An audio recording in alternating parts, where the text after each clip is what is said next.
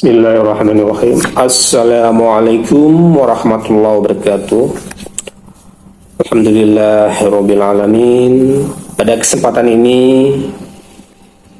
kita akan mengetengahkan tema tentang pahala atau balasan bagi orang yang berniat membayar hutang.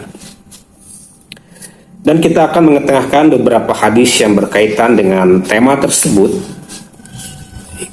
Baiklah, selamat menyimak. Hadis yang pertama yaitu dari Ibnu Umar radhiyallahu, dia berkata, Rasulullah sallallahu alaihi wasallam bersabda, barang siapa yang meninggal sedangkan ia mempunyai hutang 1 dinar atau dirham, maka dilunasinya dengan amalan atau kebaikannya, di mana pada hari itu tidak ada dinar dan juga dirham. Hadis riwayat Ibnu Majah. Ibnu Umar juga meriwayatkan Rasulullah Shallallahu Alaihi Wasallam, diriwayatkan dari At-Tabrani dengan redaksi yang berbeda. Rasulullah Shallallahu Alaihi Wasallam bersabda, hutang itu ada 2 jenis, maka barang siapa yang meninggal sedang ia berniat melunasi hutangnya, aku akan menjadi walinya. Dan barang siapa yang meninggal sedangkan ia tidak berniat untuk melunasinya, maka itulah yang akan diambil dari amalan kebaikannya pada hari yang tidak ada dinar dan juga dirham. Hadis riwayat Tabrani. Dalam hadis yang panjang yang diketengahkan dari Abu Hurairah radhiyallahu anhu, bahwasanya Rasulullah sallallahu alaihi wasallam bersabda, dikisahkan ada seorang laki-laki Bani Israel memohon kepada sebagai penduduk Bani Israel lainnya untuk memberikan pinjaman kepadanya 1000 dinar.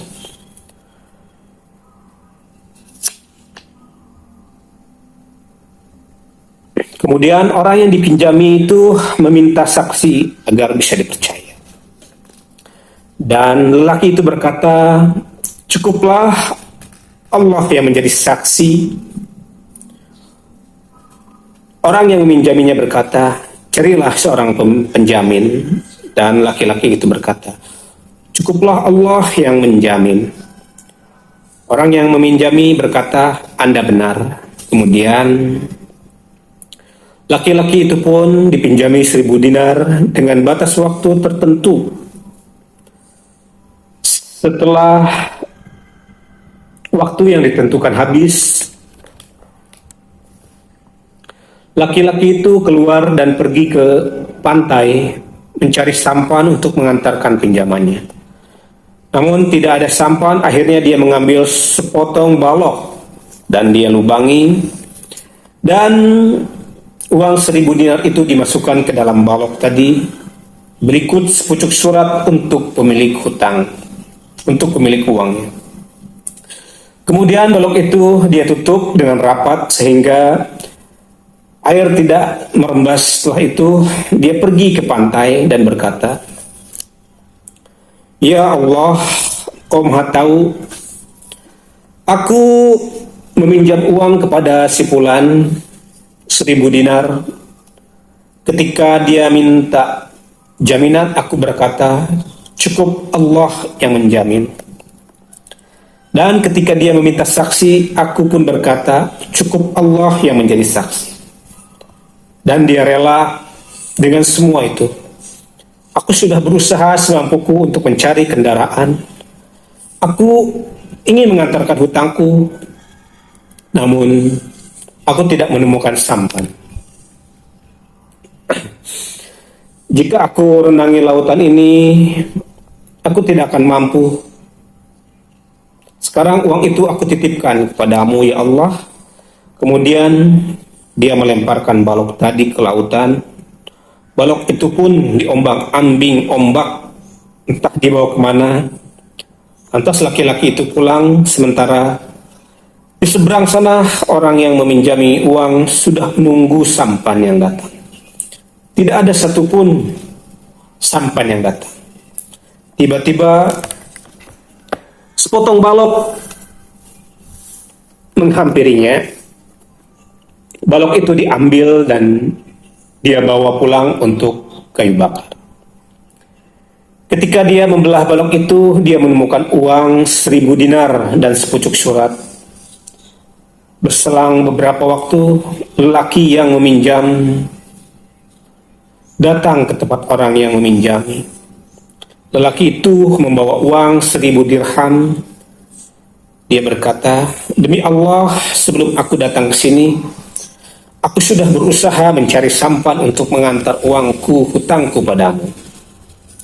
Namun aku tidak menemukan satu sampan pun." Orang yang meminjami itu berkata, "Allah telah menyampaikan kirimanmu yang tersimpan dalam sepotong balok itu." Kemudian uang 1.000 dinar yang dibawa untuk membayar hutang tersebut, dia bawa pulang kembali, karena titipannya kepada Allah sudah disampaikan. Hadis riwayat Bukhari. Dan